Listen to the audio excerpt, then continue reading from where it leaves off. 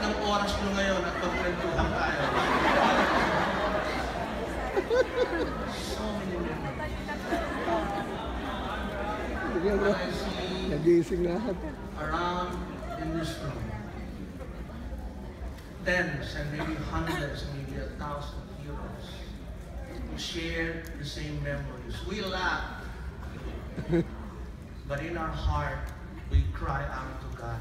Thank you. Because those memories build us up to who we are today and what we have today. I want to call my wife to share a little bit about what happened to us.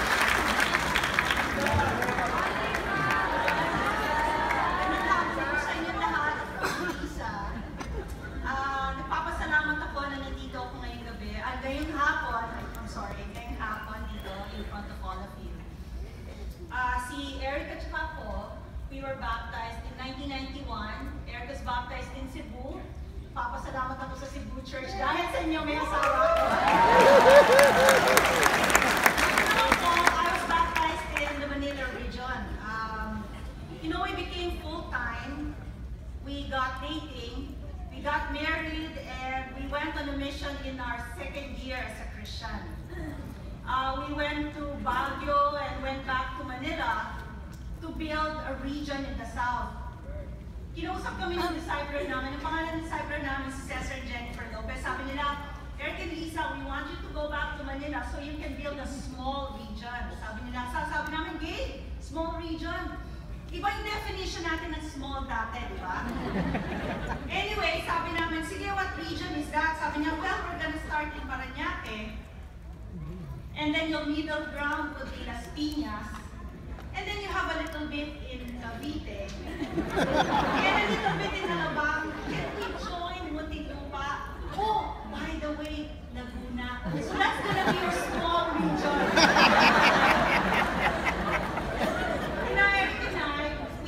We were tasked to oversee a ministry and disciple several churches.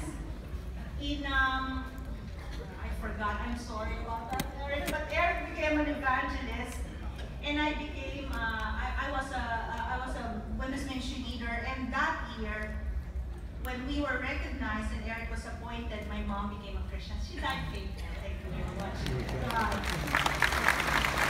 All these things, all that Eric shared, from Cebu going down to Manila and going to Baguio and back. Before, this is how we count victories, diba? Binibilang natin, this is what I did. I became a Bible talk leader. I was a young Christian when I was in the Zealots class pa tawag natin. Can you remember that? This is how we see victory. This is how we saw victory. Ako po ngayon, I look at life differently now. My victory is not anymore the accomplishments that I did in the past.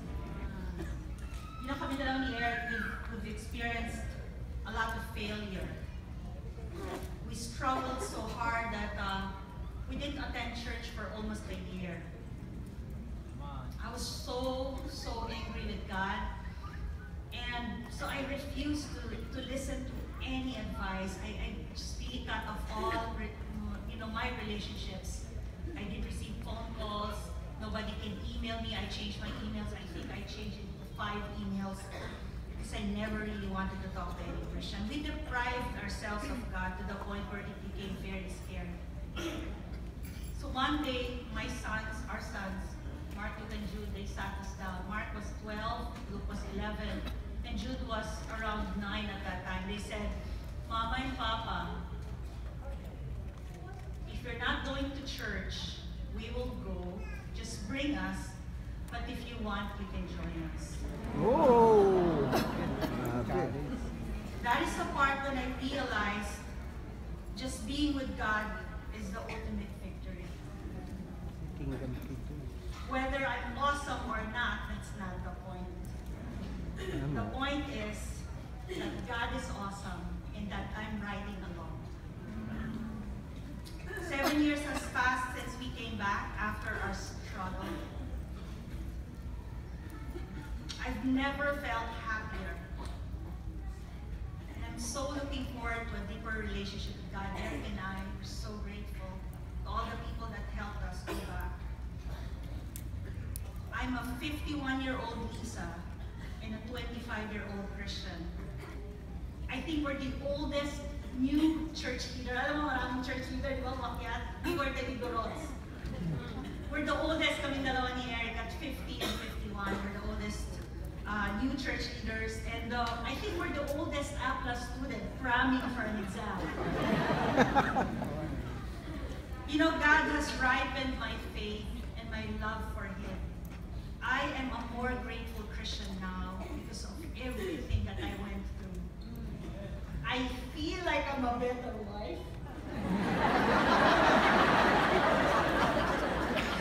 I had to check on my husband, and I'm glad that they're not here, but I'm grateful for my sons, and I feel like I'm a better mom now. You know, Eric and I, we understand the battle ahead. Pero after our sons became Christians, all the more that it cemented our love for God. You know, it's difficult to fight with God knowing that there's something in the end for you. Something that you're looking forward to. So whatever happens now, it's just gonna be a joyride for Eric and I. Thank you. Closing out, my sons, they asked us, Papa and Mama, what kept you faithful? And malaki na sila ngayon. And we said, of course, our relationship with God. But you know, what's the other one that kept us faithful? When we remember everything that we went through.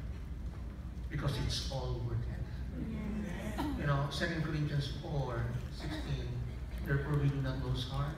Though outwardly we are wasting away, but yet inwardly we are being renewed day by day. For our light and momentary troubles are achieving for us an eternal glory that far outweighs them all. So we focus on not just what is unseen, but what is seen. Oh, what is not seen, but what is unseen, but what is unseen is eternal. You know, today, I see heroes. We will continue to build memories together. We will continue to write memories together. We have survived and we will continue to survive. And our stories not only will echo today, but it will echo through eternity to our children.